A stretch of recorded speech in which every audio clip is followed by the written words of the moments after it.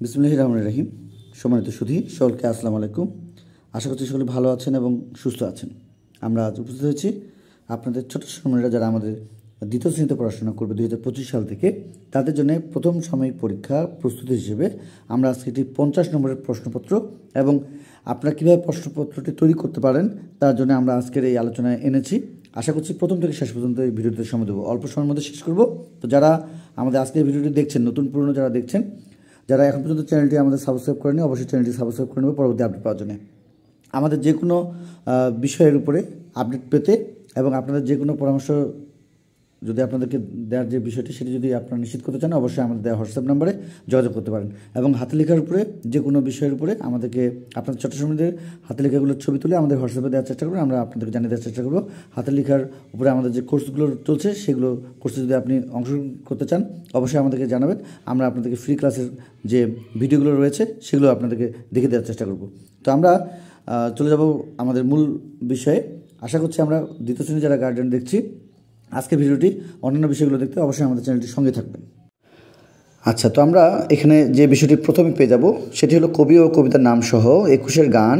কবিতাটি 4 লাইন মুখস্থ লেখার যে বিষয়টি সেটি আমরা এখানে প্রথমে পেয়ে যাচ্ছি, 1 নম্বরে পেয়ে যাচ্ছি। তাহলে কবি ও কবিতার নাম সহ 21 গান কবিতাটি আমাদের অবশ্যই ছোট ছোটদেরকে মুখস্থ করাতে হবে যেন তারা এই কবিতাটি লিখতে পারে। এখানে আমরা 4 লাইনের বিষয়টি এখানে নিশ্চিত করেছি। এবং 2 নম্বরে রয়েছে প্রশ্নের উত্তর দাও। আমাদের 5টি প্রশ্ন থাকছে আজকে সর্বমোট 50 নম্বরের জন্য। ক নম্বরে রয়েছে মা কী কী কাজের কথা বললেন, মা কী কী কাজের কথা বললেন। এবং খ নম্বরে রয়েছে রাজপুত্রের নাম কী ছিল, রাজপুত্রের নাম কী ছিল।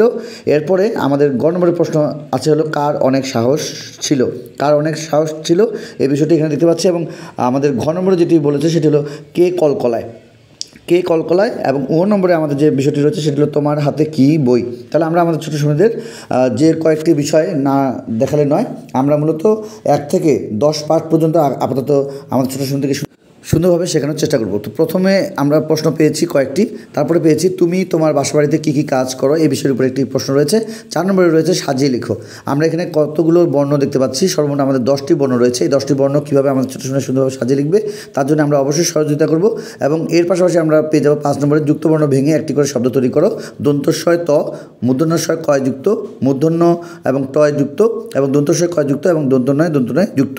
আচ্ছা, তাহলে আমরা সর্বমোট আজকে 5টি বিষয়ে দেখতে পাচ্ছি এবং 5টি প্রশ্ন দেখে আমরা আমাদের ছোটো সময়দের বাসা থেকে এই ধরনের প্রস্তুতিগুলো নেওয়ার চেষ্টা করতে পারি। এবং যারা আমাদের আজকের এই ভিডিওটি প্রথম দেখছেন, যদি আজকের ভিডিওটি ভালো লেগে থাকে অবশ্যই চ্যানেলটি সাবস্ক্রাইব করে নেব পরবর্তী আপডেট পাওয়ার জন্য। যারা পূর্ব থেকে আমাদের চ্যানেলটির সঙ্গে রয়েছেন সকলকে জানাচ্ছি অসংখ্য ধন্যবাদ আমাদের পাশে থাকার জন্য। তো আমরা যে কোনো আপডেট পেতে আমাদের এই দেওয়ার যে নাম্বারটি রয়েছে সেই নম্বরটিতে অবশ্যই আপনারা আমাদের নক দেবেন। এবং আপনাদের ছোটো সময়দের বিভিন্ন গ্রুপের মাধ্যমে আমরা ক্লাসগুলো পরিচালনা করার চেষ্টা করছি। হাতের লেখা থেকে শুরু করে বিষয়ভিত্তিক প্রত্যেকটি বিষয়ে আলোচনা করছি। আশা করছি আপনাদের প্রয়োজন হলে আপনারা আমাদের দেওয়া হোয়াটসঅ্যাপ নম্বরে যোগাযোগ করবেন। তো আজকে এই পর্যন্তই। সকলের সুস্বাস্থ্য কামনা করে, আপনাদের ছোটো সময়দের সুস্বাস্থ্য কামনা করে আজকের মতো বিদায় নিচ্ছি। খোদা হাফেজ।